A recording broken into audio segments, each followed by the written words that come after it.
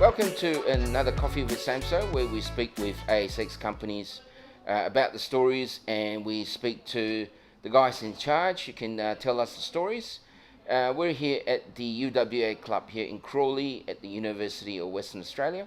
I'm here with Jason Stirbinskis here from Los Cerros Limited, who has a really good project in Colombia. I've been chasing this story for almost 2 years. Jason, is it right?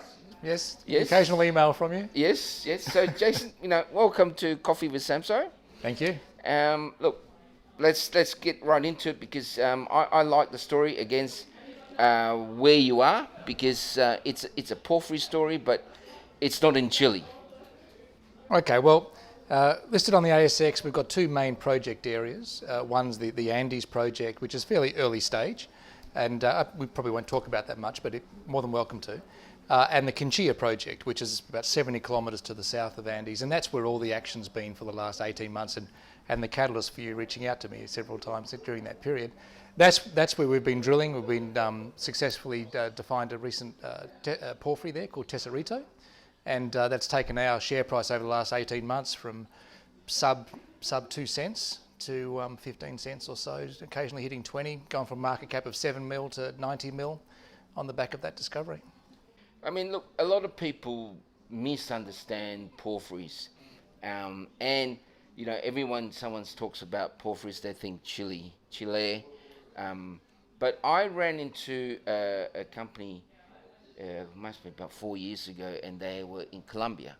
So I had to stop there and talked, and I'm not sure if it's the same project, but it was definitely an eye-opener for me, not being in that region and not being familiar with porphyries. But can you give us a description? Are you different to the guys down in Chile? Sometimes there are differences in terms of chemistry and origins. The short answer is we're similar, but obviously the more detail you go into, the more you see the differences, yes, you do. Of course. But basically, to go right back to the sort of big geology picture of South America, the ocean plates collided with South America, created the Andes Mountains. That created all the structures for these porphyries to form eventually. Right? So if you say, are we similar? Then yes, we are. But that crumple zone, if you like, in Chile, in Ecuador, Peru, is the same as it is in Colombia. So at a very high level, yes.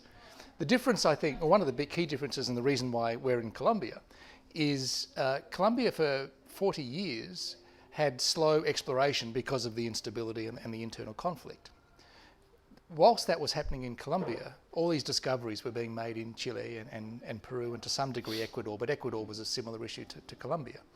So if you say, okay, well geologically they're all the same, then surely Colombia should be having those big discoveries that Chile has had in Colombia's future. Even though it's in Chile's recent history, it's Colombia's future because it's a much safer place to work now. And those discoveries should be coming out, and hopefully we're sitting on one as well. Because although Chile has all the limelight, but SolGold had a big discovery in Colombia, and a lot of people talk about that as sort of not say a model, but definitely it's of a recent discovery. And give us an idea of the magnitudes we're talking, because it's always low grade but big volumes, right? Yeah, that's it, and that's a bit of a challenge we have with porphyries and the sort of the experience of the Australian investor. They don't appreciate, or they haven't had much exposure to porphyries, and SolGold's a good example of that. We're talking about projects that are typically multi-generational. So you're talking about projects where the children of the current workers will still be working there. They're big discoveries, and because they're so big, the grade can be much lower to still be economic. So in porphyry language, a gram per tonne, that's considered high grade. Yeah. A gram per tonne is spectacular. And in terms of widths, and this is another reason why Tesorito has been so successful for us, we're getting 200 and 300 metre intercepts at a gram per tonne. In fact, the best, in my view, other people would argue differently, but in my view, we got 320 metres at 1.5 grams per tonne starting on the surface. Which is huge, right? That's a huge intercept. Yeah. In fact, that result sat in the top 10 ASX drill results for any company anywhere in the world for about 4 months this year. So it was one of the best drill results for 4 months of the year. That gives you an idea of how spectacular that is, right? And that started on surface. So we're getting all these very, very big intercepts at a gram per tonne, high grade in porphyry language, all starting on surface. So it's a pretty spectacular discovery. Your story is more of a gold story as opposed to the copper ones that we keep hearing out of Chile. And gold, is it gold and silver? No silver. No silver. No. Well, nothing to talk of. There is a little bit, but because there's, I mean, people are not familiar with, like, there's porphyries that are gold rich or gold domain, right? And is that something that's common in Colombia more than copper, or is there a mix? Yeah, you're spot on. This comes back to your very first question. Are we the same or are we different? We're now into another level of granularity. And yes, in Colombia, you don't see that as much of that copper element. It's probably something to do with the original melt that was driving all this in the first place. That you tend to see these truly massive, multi-million ounce, tens of millions of ounces discoveries, and the value is all in the gold. There are a few exceptions. Nuevo Chiquero is one where there's a fair bit of value in the copper. But most of the big porphyry discoveries in this Mid-Cauca belt, that is Miocene age belt, are predominantly gold. Yeah. And I guess, we had this discussion prior to recording about how Australia has playing with very old rocks, whereas where you are is what we were saying, straight out the oven kind of thing. Yeah, exactly. Yeah. So the mineralogy is different and things. Is that easier, harder, more challenging, better? What's your thoughts? Yeah, well, look, you're right. When you're in Australia, you're dealing with very, very old rocks, some of the oldest in the world, and so they've been twisted and heated and reheated and manipulated and so on through history. So the mineralogy changes through all those different forces. In Colombia, we're dealing with the main target rocks are all Miocene-aged rocks, right? So quite recent. And you've really got to stop and think about that what you're looking at is very, very fresh geology. Geologically speaking, it's still 60 million years ago, but very, very recent geology. And the other thing is the forces that are driving this, the tectonics, are still happening today. The Andes are still getting bigger, right? And so in Australia, you're used to thinking of drilling results as being underground. You drill down to the mineralisation. But when you're in the Andes, you could quite technically be drilling up to the mineralisation because you're in a valley drilling into the mountain, right? So the idea of downhole widths is perhaps not as important in Colombia because you could have a 300 metre downhole intercept, but it's only 60 metres from the side of the mountain. So it does actually take a bit of training if you're familiar with Australian geology to try and get your head around recent geology and mountains, yeah. And just to give people context, I looked at your presentation, and where you guys are, the belt is not, you're not, one of the few. There's actually a lot of big deposits in that region, right? It's a mature, well-endowed, there's no doubt that you are in a well-endowed belt. Can you just give us a sort of quick run-through, because I can see big names and big deposits there. Yeah, we're in the Miocene-aged Mid-Cauca porphyry belt. So it's a belt that runs the length of Colombia. It actually keeps on going, but named differently, but it keeps on going down the spine of South America. The next belt to the coast is the Eocene belt, and that's where Sol Gold sits. So it's the same idea, but just slightly different age. In terms of the Mid-Cauca belt in Colombia, to the far north you have this discovery called Buritica. It was owned by Continental Gold. It's now held by Zijin Mining out of China, and I think it was $1.5 billion to buy that. So it gives you an idea of how big that is. And that's really a once-in-a-generation type discovery. It's truly spectacular geology there. It's enormous resource, grading 10 gram per tonne or something like that. It's just crazy. And then as you move down the belt, you come to multi-million ounce discoveries like Mamoto, Titaribi, Nuevo Chiquero, Us is moving down the system. And then to La Colosa, which, as the name suggests, is a truly massive discovery south of us. So it is a well-known area. The other players in that field are Anglo Gold Ashanti, Agnico Eagle, Newmont through an arrangement with Agnico Eagle, and so on. So there's some big players in the area, big multi-million ounce discoveries in that area. Yeah. So one of the interesting things, if I just finish that off, if you look at actually the spacing of the major discoveries, there's discoveries everywhere through the belt, but if you look at the big ones, they tend to have a periodicity, a regular spacing between them. And so if you go down the Mid-Cauca belt, you get 50-kilometre spaces between the big discoveries. Just so happens that we're on one of those stepping stones. So if you take the next step from Mamoto, which is I think 10 million ounces or something. That's where we are. So we're in the prime real estate to find a big one. Is there a major series of structures that are defining these major deposits? I mean, are you guys seeing, right? You see the geology. Is there some trend that you're seeing? There is, and this comes back to this whole crumple zone idea, right? So you can imagine if the ocean plates are colliding with South America, the folding, the crumpling is going to be north-south as they hit into each other. And that tends to be the main plumbing. So that's the main conduit that all this gold is travelling through and eventually settling down. So if you look at the big discoveries in the Mid-Cauca, and I guess it applies to the other belts as well, you'll see a north-south fault somewhere in the discovery. There'll be a north-south structure. Maybe not a fault, but a structure. So that's a common thread through almost every discovery. The second point, and this tends to be associated with the much bigger ones, is you then have another event causing northwesterly type structures. So slightly on an angle to the original one. So you've got a north-south, then a northwest cutting it. And that's where you seem to see the big ones. So if you look at Buritica, you'll see that north-south and then a northwesterly cutting it. If you look at where we are, Tesorito, and the discovery we've been talking about, that sits on a north-south with a northwest cutting it. You look at La Colosa, same thing. Look at Mamoto, same thing. Look at Nueva Chiquiro, same thing. Well, that should be encouraging. I mean, oh, look, I tell you, when we first started drilling Tesorito, we started to learn these structures. We started to understand what was guiding or what was the cause of the mineralisation to be where it was. That north-south, that northwest, and there's another reason. There's a bend there as well in the structures that led to Tesorito being there. And so you go, okay, we know those three things control mineralisation in Quinchilla. And then we looked over our footprint and we said, well, there's another one, there's another one, and there's another one. Let's put them into the pipeline and start developing those as well.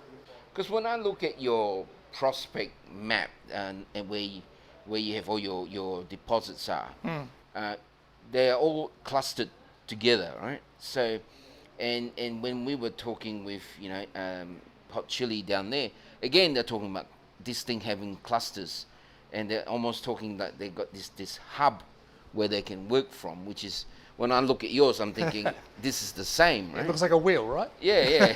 Well, it did, yeah. Yeah, exactly. But you're so close together, and and you're talking about things that could be addition to the main story, I guess, is what I'm trying to get at, right? You get this hub, and then suddenly you got 5 or 6 of these guys feeding your potential mill or mine down the road. Yeah. Is that something that's high on your thinking? It is, and just to rewind, you mentioned these clusters, right? There's a common trend in porphyry discoveries called ring structures, where there's some very deep, tectonically deep, tens of kilometres down. There's some influences causing these things to occur in rings, okay? And if you look at our maps, you'll see that our discoveries, Santa Sofia, Los Loma in the north, moving around, actually make a circle. They make a ring, right? Yeah. And then in the middle of that, well, not quite in the middle, but let's say in that central area, is Miraflores, and that's our advanced project with a reserve.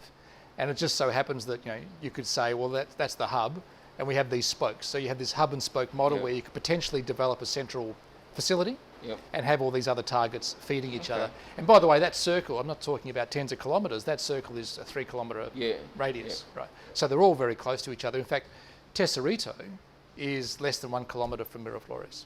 Okay. And Miraflores is the advanced project with the DFS. And while we're at that subject, you've got an announcement out today with Geophysics talking about this. Do you want to run through that? Yeah, it's been a very interesting morning, let me tell you. Yeah, we had a theory, we released to the market 6 months ago, I guess, saying that we think that Tesorito, where all this drilling success has been for the last 18 months, has a structural relationship with Miraflores, 800 metres away with the established reserve. It's a sub 500,000 ounce reserve grading 3.3 gram per tonne. We said to the market, look, we actually think they could be part of a bigger system, a bigger structure. And so we commissioned deep penetrating IP, this induced polarisation that can see 1 kilometre underground. So we commissioned that to sort of test that theory. And that's basically what we put out this morning, the results of that deep penetrating IP. And sure enough, exactly where 6 months ago we said, this could be like a central zone that's driving this whole region, right? This whole region between Tesorito and Miraflores. Yeah, exactly. That model has been kind of validated by the geophysics this morning, because this big IP high conductivity high, chargeability high, sorry, appears between Tesorito and Miraflores, exactly where 6 months ago we said we have an inkling it might be there. So the geophysics has kind of said, that theory you had just adds a bit more weight to it now because the geophysics is screaming an enormous anomaly in the same area. Very exciting. So there's no prizes for saying where you're going to drill next. We have 4 rigs continuously drilling at Quinchilla, 4 of them all the time. And the next opportunity we'll get, they'll migrate to that target. Yeah. What does that mean for the company? And put it into context for the retail guys who are out there thinking, well, yeah, that's really nice, pretty picture. It means X marks the spot, right? But it's not actually quite like that, as we know. But so if you can, talk us through what's the significance of that in context of what we just talked about, right? Yeah. Well, Tesorito, I keep on coming back to Tesorito, but that's because it's the most exciting element of the story so far, right? So we've got all these really long drill intercepts grading a gram per tonne, sometimes much longer. One of those intercepts was over 600 metres long, grading 0.88, so amazingly long results, right? If you look at the geophysics, that lights up. It's a small little chargeability high. And then you look at that and go, okay, so that's what mineralisation looks like in terms of geophysics. It lights up like that. And then you watch and you look at that and it joins to the west to this truly massive high that I released in the announcement this morning. And you go, okay, well, if that's what the geophysics says mineralisation looks like, then perhaps this massive anomaly high is a similar thing. So let's go drill that and chase it. If that is true, then yeah, it's a massive step change for the company. Let's play devil's advocate. What could that be if it's not that? Well, this is the thing with geophysics. It could be anything. You always have to be very cautious about geophysics because it's just a response to something. It could be not economic. It could be pyrite or something else that's just of no interest, right? No direct interest. So you've always got to be cautious about geophysics. But I think we can be a little more excited by this than I would typically with geophysics because we already had the model to suggest it could be there. And then the geophysics has come along and said, there's something there, right? Whereas opposed to when you use geophysics as your first investigation tool and you get an anomaly, then you're tempted to look at everything going on around it and say, oh, I could explain the anomaly because of X, Y, Z. But we actually did the reverse. We had X, Y, Z, and the geophysics said, well, that might have been right because it's lit up. So, yeah, I'm more excited by this than I normally would be on a geophysics result. Yeah. Yeah, I think rightly so too, to some degree, without you getting into trouble with the ASX. But look, I'm looking at your resource in Miraflores. Yeah. 840,000 ounces gold. 2.82. Your DFS set was 3.29 grams per tonne for about just over 450,000 ounces of gold. Yeah. Well, as you drill more, as people like yourself do, what's your sort of, you think you can get to, realistically, conservatively, optimistically? Which one do you want, conservatively or optimistically? Mate, if you're talking to a retail investor, mate, optimistically. No, okay, so yeah, Miraflores, this established reserve, as you say, it's a little under 5,450,000 ounces, grading 3.3 gram per tonne, on $1,400 an ounce as for the economics. It has an NPV of about 90 million, something like that, on $1,400 an ounce. But it's modest scale, 450,000 ounces, 45,000 ounces per annum sort of input. So it's not going to change the world. It's a nice little earner, robust economics and such. It will work well in Kalgoorlie. It would. It works well in Colombia as well, but it's not going to change the story all that much. It's a modest scale thing, right? When you look at that and you go, okay, well, that's 500,000 ounces. It's generated from a reserve of about 800,000 ounce resource, right? About 1 kilometre to the north of that is Dos Quebradas. We haven't talked about that, and I don't really talk about it much, but there's a resource up there of about 500,000 ounces, 1 kilometre away. So now we're at, 1.3 million ounces so far under JORC compliance. Then you look at 800 metres away at Tesorito, And I can't talk about what might be there. Yes, you can. Coffee Samso, talk about anything. But Yeah. I'm restricted on what I can say is possibly there. Yeah. But look, I think it's already looking significantly more exciting than Miraflores. Yeah. But that's what I meant when I talked about how you got these deposits or prospects or whatever you want to call it, which in nearby to everything. So you, in some ways, you don't need to find your multi-million ounce in one spot. In some ways, you can have them in several spots, especially if they're not that far away, as you pointed it out, right? Yeah. So, but as you said, that these kind of systems tend to have one big source somewhere, and that's going to be your mother lode of so to speak, right? So in terms of this region, I mean, you guys would go there and you're looking for elephants, aren't you? You're not looking for small plays. Would that be a fair comment? Yes, in general, you're right. We're looking for the porphyries, which are the elephants in that area, that's right. But we're not entirely focused on that. This area, in more recent geological history, was exposed to epithermal type veining. So there is the possibility of high-grade vein type gold as well, gold, silver, lead, zinc type discoveries as well in the area. But absolutely the main focus is the porphyries, yeah. Because I read somewhere in one of your projects, you spoke about how there's potential, you are already seeing high-grade stuff from the surface. Is that what you're referring to? No, well, yes and no, depending on how far back your research went. The more recent results we put out, this year, included holes at Tesorito 24, 25, 26, 29 and 30. So those 5 holes. They're really important. They're at Tesorito, so it's not another discovery, it's part of Tesorito. But we hit mineralisation in those holes that started at super high grade for a porphyry, modest for other types of mineralisation, but for a porphyry they were incredibly high grade, starting on the surface. And those 5 holes I just mentioned all radiate out from the one drill pad, like a clock, clock arms radiating out. And all of them hit, well, one of them hit 36 metres at 3.5 grams per tonne, another one hit several hundred metres at 2, another one was 3 grams per tonne. So we had this zone inside the broader Tesorito envelopes that's running at 2.5 gram per tonne potentially. Now, when you talk about the economics, that's obviously where you put the starter pit, because you're running at a grade that's twice the grade of everything else. And so you offset the capital burden to build the plant very, very quickly. So it really boosts the economics. And that was quite a high profile result we put out earlier this year because of that. It had that significance when you were way down the track, we start talking about economics.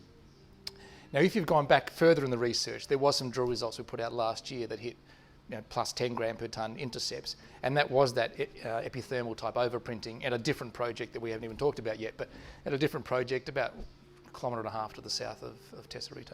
Yeah. Now, you spoke about the project where you're getting spectacular grades and 10 plus grams, but surely in a system that you are, and in most systems, they tend to repeat themselves, right? Not saying that they are in yours or they could be down there, but when you're as an at whatever levels you guys are, you're looking and you got all these potentials of where you should be drilling. How do you close them off and say, let's go here first? Because everything's good, right? Potential. The really sort of word that people shouldn't be using when they're exploring. Everything's a potential. So how do you guys do that? We, when we first started to sort of take a regional, or step back and take a regional view of all the targets we have in Quinchia, but also in the project to the north in the Andes project, we went through a sort of a multi-criteria prioritisation exercise. So let's look at all of them. We got some independent experts to run the ruler over them as well and provide their views on sort of weighted scores. And 2 of those bubbled to the surface. One of them was Tesorito, and the other was Truscal, which is these high-grade vein intercepts I was talking about earlier. They were the 2 that, based on all the criteria, came to the surface. And Tesorito, mid-2020, was just a couple of drill holes of interest. There was one at 300 plus metres at a gram per tonne, another one at 230. Now we have, I think, 14 to 16 holes of more than 200 metres grading a gram per tonne starting on the surface. So it's really taken off. So that prioritisation process really did picked a winner going through that system, But there's a whole bunch of other targets now. And now that we've learnt more about the structures that drive the mineralisation in this area, we've gone back to that prioritised list and said, okay, we know more now, let's review that again and let's see what bubbles to the surface. And about 4 months ago, we put another announcement out, a regional announcement saying, look, here's the targets we've talked about previously, but here's all these new ones now that, according to the structures that led to the formation of Tesorito, look like really compelling targets as well. One of those was a target called Cebal, which is about 1 kilometre south of Miraflores and about 1 kilometre south west of Tesorito. So still very close to those two. At the start of this year, that was 2 stream sediment samples that looked unusual. That's all it was.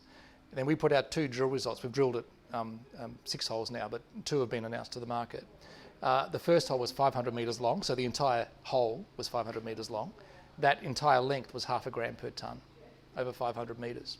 And the second hole was 586 metres long, and again, 0.5 gram per tonne for the entire length of that. So this target generation team or exercise is really sort of delivering the goods. In fact, we have an entire team now that's just dedicated to that. So we have a senior geologist and a field crew that all they're doing is going to these new targets now and developing the stories.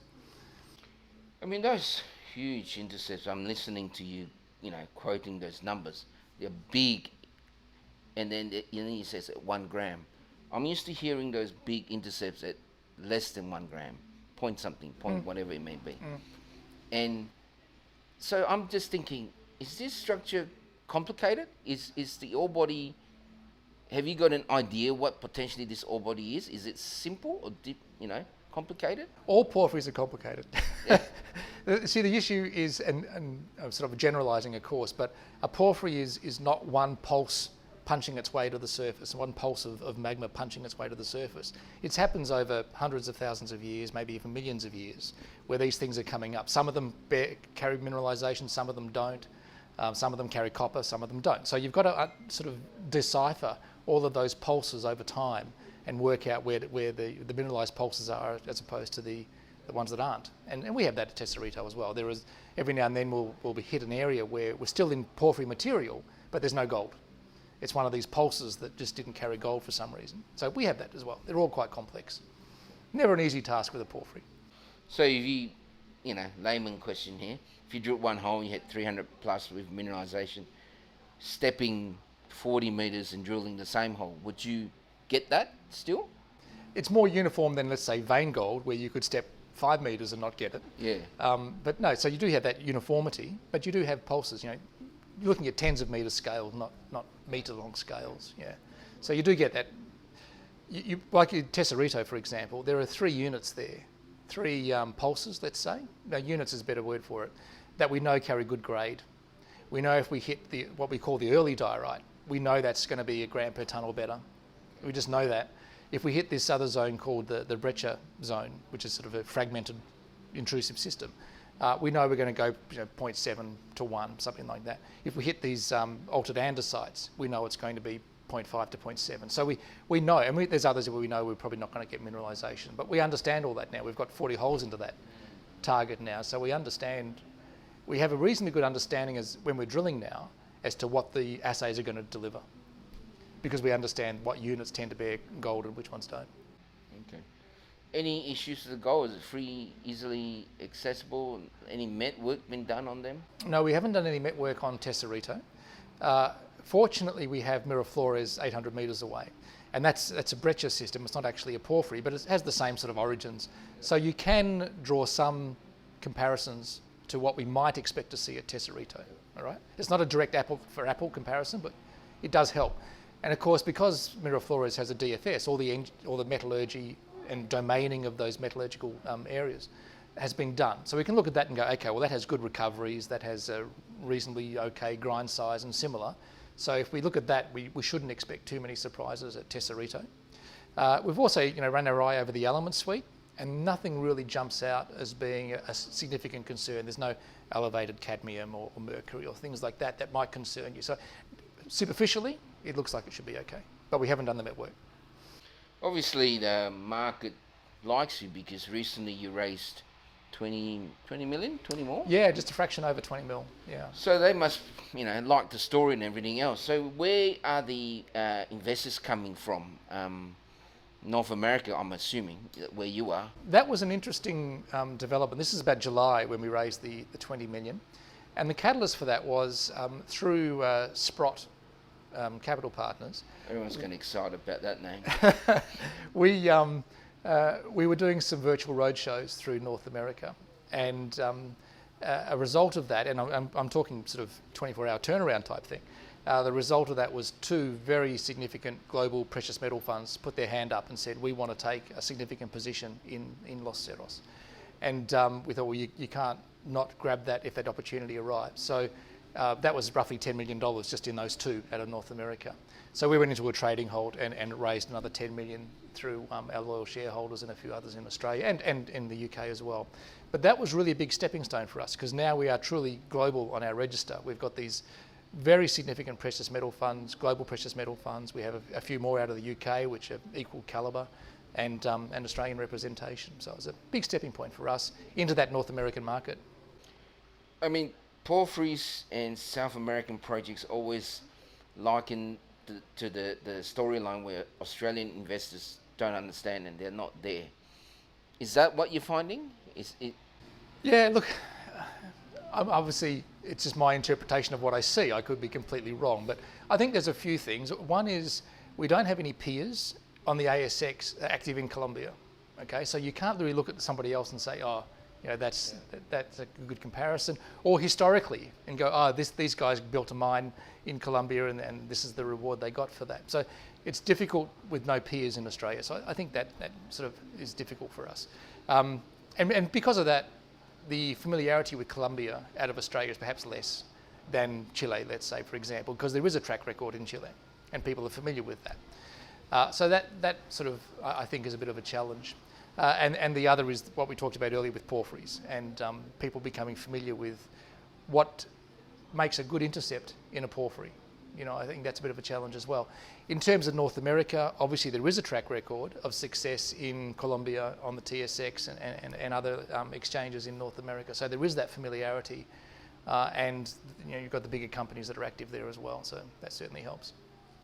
Going back to your statement about what makes a good intercept, I mean, I'm not that familiar with porphyry, I can freely admit that, but so when you get 300 plus meters at 1 gram, is that good? I mean, in porphyry world?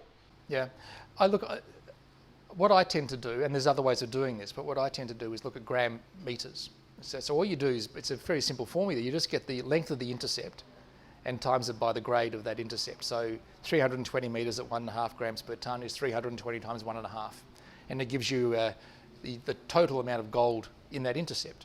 Okay. Yep, all right. Yep. And that's a really good way of universally comparing projects all over the world, to look at the gram meters and what that means. So, for example, 10 grams over 1 meter is the same as 1 gram over 10 meters. It gives you the same answer, right? So you can look at the amount of gold that's there.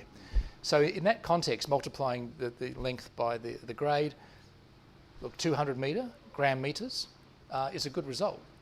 You know, that's a good result, 200. In fact, if you look at my presentations, I have a table and it captures every drill result over 230 gram meters, or maybe a bit less, 220 gram meters. And there's a whole table of these results greater than 220. 2 of those sit at over 500, so double that. 500 gram meter intercept, yeah. And that's a good way to compare to other projects, you know. Look at the numbers and go, 200 gram meters, oh, that's worthy of being excited about. I remember when I was in university 33 decades ago, there was a lot of words mentioned, porphyries, right? We have porphyries in Australia, but not to the scale that the porphyry seems to have along these margins, South America, Indonesia, even up through the Philippines, right? Or even through Papua New Guinea. Yeah. What are these different? Are they different? The age, I think, is a link. You know, you look at these things and you look at Argentina, you look at Chile, you look at Indonesia. They're all quite recent, quite new, right? Porphyries typically occur quite deep in underground, so you've got to give them time to get closer to the surface to be able to be discoverable. Okay, and in those areas, because of the uplift and similar, you're seeing them, in those areas. I think Cadia is a porphyry, isn't it? Cadia, yeah. Yeah, Cadia is. Mate, so going forward, you know, investors are all looking at this video and they're going, fantastic, I love the story. What's going forward? What's the news for them? Well, I think the main story is that we've got 4 drill rigs running. We have had for many months now, and there's no plans to change that, especially given we've got $20+ million in the bank. We've got license to keep drilling at that sort of pace. So the biggest news flow over the next who knows how long will be drill results. I put out some geophysics this morning. That was just part of the geophysics. There's more of that to come as we decipher it all. So there'll be more on that front as well. We're also in the process of final submissions for the Miraflores mining approvals. And I'm not suggesting we're going into production there, I'm not saying that, but we're getting these approvals in place. So they should be submitted hopefully this quarter. And of course, Tesorito is getting to a level of maturity now where we can start talking about a mineral resource estimate for Tesorito. And that'll probably happen in the first half of next year as well. Okay. And I suppose, everyone's favourite 3-letter word these days is ESG. And yeah. How does that affect you, or how are you guys working with that? Because obviously it's, the first question everyone talks about these days, which rightly so. I mean, we've had many discussion here in Coffee with Samso about it, but is that something that is front center on your sort of vision? Yeah, absolutely it is. I mean, it's important everywhere. It's particularly important in Colombia. The local communities have a fair bit of influence over how a project progresses or doesn't progress. Now, on that front, we've been investing heavily for years now, 5+ years, in the local community and local industries. And there's a fantastic story called Kinships that I'll tell you about if you're interested in. But in terms of sort of overall, there's about 100 people in Los Cerros at the moment. It's obviously very fluid because we've got early stage projects, exploration programs starting and finishing. But let's say 100 people. 98 of those people are Colombians, and almost all of them live in the local towns. And have been for a long time. So we're very much ingrained in the local community, in the local economy, and so on. And that's better than any sort of other sort of ESG program to give people jobs, particularly the backdrop of COVID and people losing jobs in other industries. That has timed perfectly with our success on the drill bit. And so we've been able to employ lots of people that we wouldn't normally have been able to. So that's been brilliant from an ESG perspective. And we have other programs with the local communities. We've just been recently acknowledged for our promotion of women in mining. So there's another area that we're developing. Our country manager is a woman, and some of our geologists as well. So we've been acknowledged for our efforts in that front as well. Yeah. It's interesting because when we talk about this kind of work in that region, it's actually something that they're quite used to, because it's actually been, all this kind of exploration mining in that region has been around for a long time, right? It's so you were telling me about how one of your geos actually lives in the project area. Yeah, how lucky is that, huh? Yeah. So our senior geologist has a master's in geochemistry out of Canada, was trained by Anglo Gold Ashanti and similar, lives in Quinchia. That's where his parents are and similar. So he's one of the few geologists that actually gets to drive to work rather than fly halfway across the country. So we're very lucky, and so is he. That's worked out that way. Yeah, well, that's really fortunate. Right? It is for him and for us. Yeah. It's not something that happens very often. No. Especially you think that where you are regionally, it's a hard place to be, and lo and behold, there's a guy there. Exactly, and that's true for a lot of other people in the company. They are locals. Yeah. Now, when going to the jurisdiction issue that everyone talks about, because a lot of people just feel that anything out of Australia is really not a very good place. Yeah. Which is very untrue, because I worked in New Zealand and I thought that was fantastic place. People said, "Oh, you got to be kidding! You're going to New Zealand to do this kind of stuff." But I found that the regulation and the administration was so much better, so much easier. What's the jurisdiction like in Colombia? Yeah, look, I think you're right, and of course Colombia is battling recent unfortunate history. People watch Narcos on Netflix, and they think it's a documentary of current Colombia. Or the Tom Cruise one? Yeah, but of course it's not. There was a peace accord signed with the FARC 5 years ago, and that has changed the risk profile or the safety profile of Colombia dramatically, and you see lots of new companies coming in as a result of that. So, yes, unfortunate history for 40 years, and people remember that. But the last 6 years has been a fairly different country from that perspective. In terms of where we are in the state of Resarelda, that's a reasonably supportive of the mining sector, so we don't see any issues on that front as well. And of course, we've been in the local community for 5-6 years and investing heavily in the community, so we're well and truly part of that. But you mentioned the artisanal, the history of mining and such. That's another thing we have to battle against on occasion, because the traditional miners, not so much now because it's been outlawed, but traditional miners used mercury and things like that. So people look at large Western companies like us and they think, oh, mercury, but of course it's illegal to use mercury, and it has been for 100 years here. So it's a case of educating the population that the way we work is not how traditionally the artisanals work. And we have an artisanal workforce in our area, and we're going perfectly with them. And of course they respect the environment as well as a condition of working there and such. So we have a good relationship with them. But you have this sort of history that people have to grapple with. Yeah, I mean, my grandfather was a gold miner in Malaysia, and I hear stories of what mercury can do to people. Yeah. So nasty stuff, right? Nasty stuff. Outlawed in Colombia too now. So yeah. Look, Jason, fantastic. Finally I get you here. I've pinned you down and tightened you down and got the story out for Coffee with Samso. But mate, any sort of last words of wisdom to the guys out there who are pins ears wide open for you? Look, I think the key story is 2021 was a stellar year for us. Just look at our market cap and performance. Raising $20 million gives us the opportunity to be very strategic over the next year or two. 4 rigs running, no intention of changing that. So in terms of 2022, I'm looking at that going, it should be just as stellar as 2021 for us, I think. Okay, well, fantastic. I love the story. As I said, I'm very, very happy I finally got the story, but it's different to everything we've talked about, and I think that for you guys out there, as I always say, reach out to these guys because they know the story. So thank you, Jason, and we'll follow the journey. Thanks for your time.